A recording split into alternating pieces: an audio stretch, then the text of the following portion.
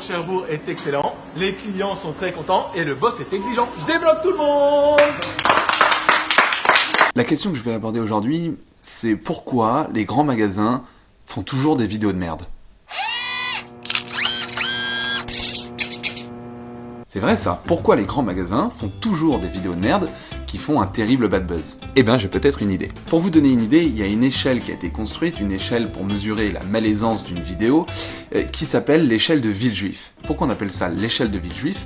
Eh bien tout simplement parce qu'en 2013, le Carrefour de Villejuif, pour fêter ses 50 ans, a fait une vidéo extrêmement malaisante et ça sert maintenant de référence pour mesurer la malaisance des autres vidéos. Mais ne mettons pas tous nos œufs dans le même panier. Il y a deux types de vidéos. Les vidéos qui sont censées retranscrire un événement qui s'est passé dans le magasin. Donc là, on est plus sur le domaine de l'événementiel, puis captation de cet événement et retransmission sur les réseaux sociaux. Et il y a un deuxième type de vidéo, où là, c'est des vidéos qui ont été faites spécialement pour les réseaux sociaux. Et là aussi, c'est la catastrophe. Donc on va le faire en deux étapes, et tout de suite, le sujet numéro 1. Les vidéos de merde qui sont censées retranscrire un événement. Ce qu'il faut comprendre quand on gère la communication d'un magasin, c'est que les gens, ils sont là pour faire leurs courses. C'est très certainement le moment le moins kiffant des personnes qui viennent dans ce magasin. Quand tu viens dans un magasin, c'est pour acheter du PQ, c'est pas pour vivre une expérience incroyable. Mais là-dessus, on va pas aller trop loin, j'ai pas envie de rentrer dans des inside marketing, etc.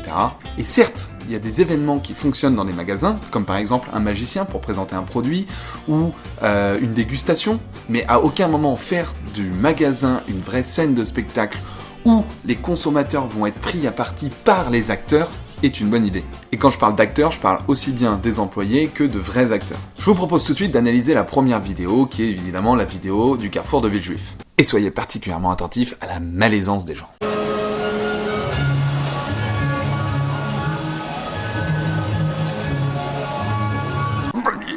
Pardon, c'est que ça bouge un petit peu. Wesh, pourquoi tu m'agresses?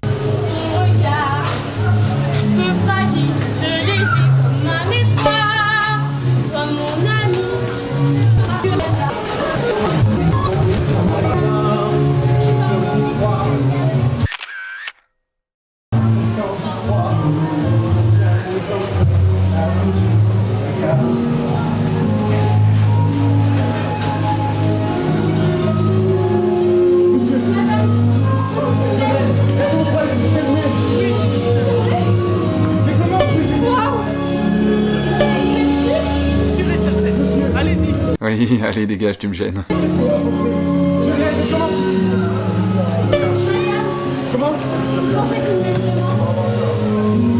J'aime ma boîte, j'aime ma boîte, j'aime ma boîte et mon entreprise.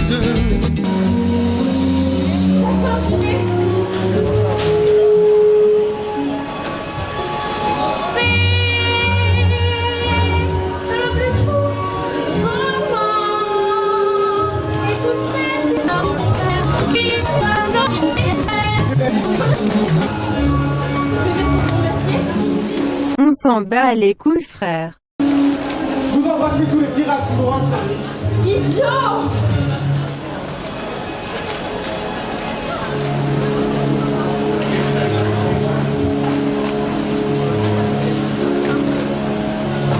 Alors, qu'est-ce qui est malaisant dans cette vidéo ?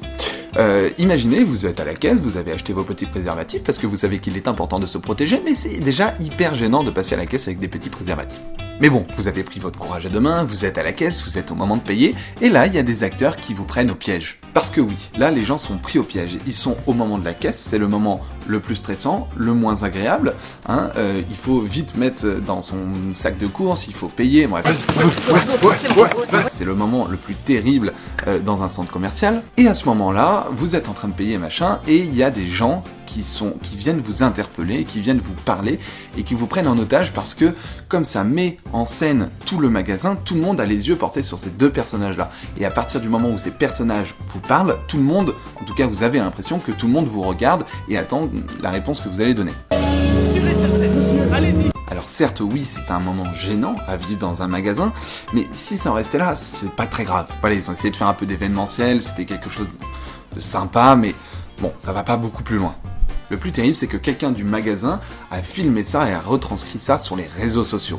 À quel moment ça lui a traversé l'esprit de se dire que c'était une bonne vidéo ? Le gros problème en le retranscrivant en vidéo, c'est qu'on ne l'a pas vécu comme l'a vécu les personnes, vu que là, c'est filmé de manière totalement artisanale. Et en plus de ça, on se met à la place des gens et on imagine la gêne qu'ils ont vécue et qui se lit sur leur visage. Donc si vous voulez faire de l'événementiel dans un magasin, essayez de jouer la personnalisation. Un magicien qui vient vous faire un petit tour de carte pendant que vous faites vos courses, c'est pas très grave, c'est pas très impactant, ça vous fait plaisir, vous avez passé un bon moment. Mais à partir du moment où vous êtes pris à partie par tout le monde dans le magasin, au moment où vous êtes en train de payer avec des acteurs, tout le monde est hyper malaisé par ce qui se passe et en même temps on vous interroge, ça c'est vraiment pas bon. Deuxièmement, les vidéos de merde à destination des réseaux sociaux. Ce qu'il faut comprendre pour les deux cas, que ce soit de l'événementiel ou des vidéos sur les réseaux sociaux, c'est qu'en général, dans les magasins, la communication est répartie 1 au national, 2 au local. C'est-à-dire que le gros budget sera le national. C'est le national qui va gérer la communication d'un Carrefour, d'un Leclerc, etc.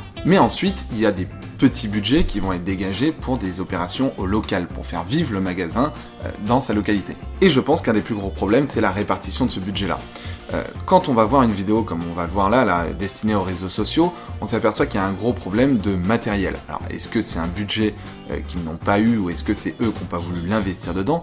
Mais filmer une vidéo avec un iPhone, encore si on sait filmer, qu'on connaît un peu les codes, etc., ça peut être plutôt bien.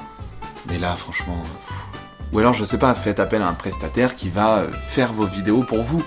Vous aurez des vidéos de bien meilleure qualité. Vaut mieux passer son budget dans une bonne vidéo que dans 10 mauvaises. Mais bon, le matériel c'est une chose, mais je suis sûr que même avec un GH5, ils auraient pu faire une vidéo complètement malaisante. Pourquoi ? Je vous laisse profiter de cette merveilleuse vidéo filmée à l'iPhone du Carrefour Cherbourg et on la décortique juste après. Carrefour Cherbourg, meilleure promo, on y fait plein de cadeaux et il y a bientôt de canéo. Je te bloque. Carrefour Cherbourg, c'est le prix, les rayons sont très jolis et en plus, tout le monde est en folie, je te bloque. Carrefour Cherbourg, il y a du choix, on y trouve de tout. Crois-moi, les clients sont fous de joie, je te bloque. Carrefour Cherbourg, c'est des boss. On y retrouve bientôt Morphbox. On n'est pas des bolottes, je te bloque. Carrefour Cherbourg est excellent, les clients sont très contents et le boss est exigeant. Je débloque tout le monde. Je pense que dans les grands magasins, il y a un gros problème de ressources humaines, parce que pour réaliser ce type de vidéo, je ne vois que deux options.